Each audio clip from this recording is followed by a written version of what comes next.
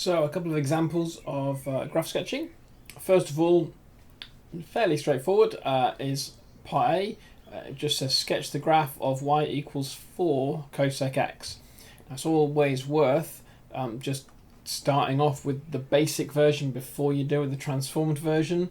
And it's also really important to note that we're doing between negative pi and pi, which means we must be in radians. You can just tell because there's a pi involved. So I want to just, on my sketch, I want to get up to pi and down to negative pi. I probably want to include pi over 2 and negative pi over 2 in there as well, because those are nice neat points. They'll be easy enough to sketch. And actually what I'm going to do is I'm just going to sketch cosec x first without the multiply by 4. Cosec x, if you remember, is 1 over sine x. Sine x begins at 0, so cosec begins with an asymptote. And that means that the 1 is just here, and cosec x does this. Okay, and then down here we have a negative 1, and cosec x does this. And this would be at 1, and this would be at negative 1. Now, what does the 4 in front of the cosec x do? Well, 4 cosec x is actually just a stretch scale factor 4 in the y direction. And actually I can solve this without actually having to redraw it. I can just relabel my axes. So if instead of them being at 1 and negative 1, I say, oh well, that means that that's a 4 now, isn't it? And so that's a negative 4, okay, because it's 4 times bigger. So I've got maybe a 2 in here, and something like that in terms of scaling. And that is a perfectly good sketch of 4 cosec x. It's clear from the diagram that our minimum here is at 4 and our maximum here is at negative 4 and at pi over 2 minus pi over 2. The second question there says sketch the line y equals x. We need to be a little bit careful about this one because the scaling is a bit weird, because I'm going up in 2s in my y direction and I'm using pi and pi over 2 in the x direction. But again, it's not too hard to figure out because we know what pi is. Pi is 3.14, so it's just a tiny bit above 3. And negative pi, therefore, is a tiny bit below negative 3, so that's roughly there, and it's y equals x, so it goes through 0. So y equals x is the line where y and x equal. Straightforward.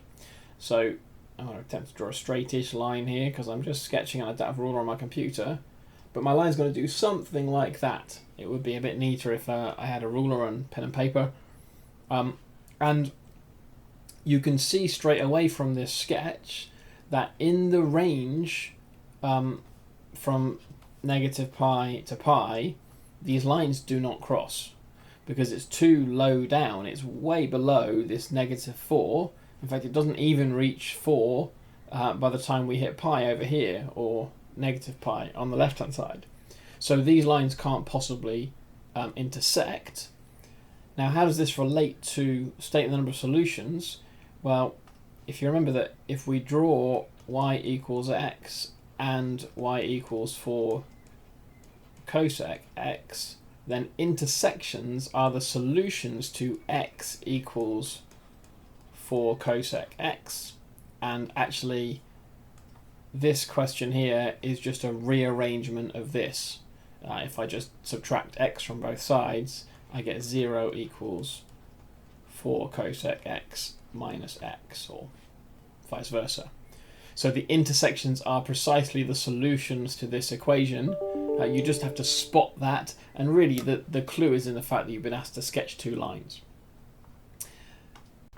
And the second example is to sketch a graph in the interval 0 to 360. So this time we're back in degrees, and the graph is 1 plus sec 2 theta.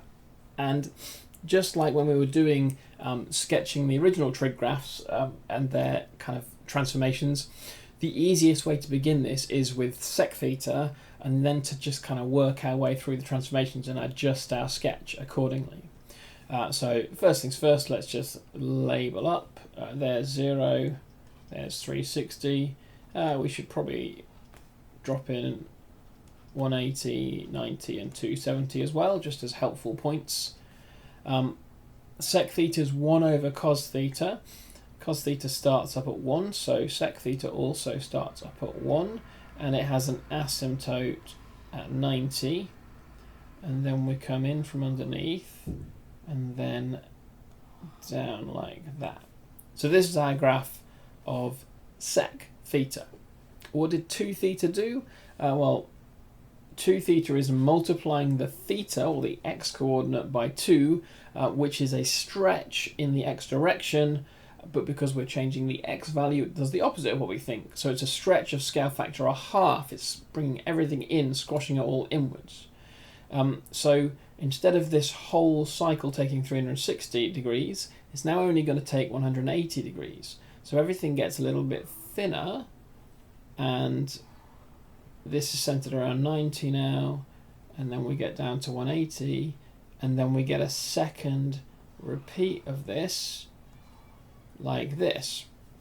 And now my new asymptotes are here at 45, and then here, and then here, and then here. It's a little bit messy, but we'll tidy that up in just a second. This is a sketch to get my head around what's going on. And then the final thing to do is to sort out this +1. What does adding 1 do? Well, it just bumps the whole graph up by 1. So where this was 1, it's now going to be at 2.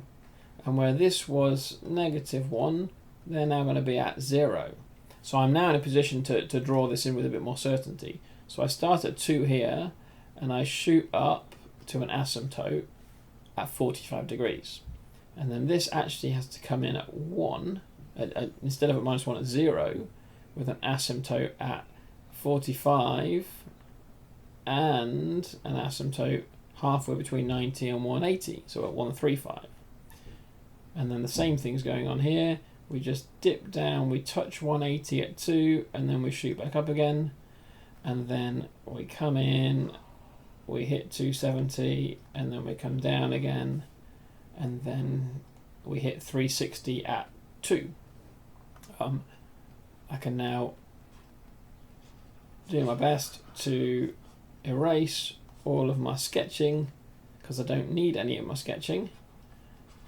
I actually just need that final answer. It's a little bit messy. If you had graph paper, you could be a bit more precise about where everything's going, but it is a sketch. The key thing is these minimum values here at the top are at 2, and the maximums of those bottom halves are at 0, and it's been squashed in, so we have twice as much within that range as we normally would have.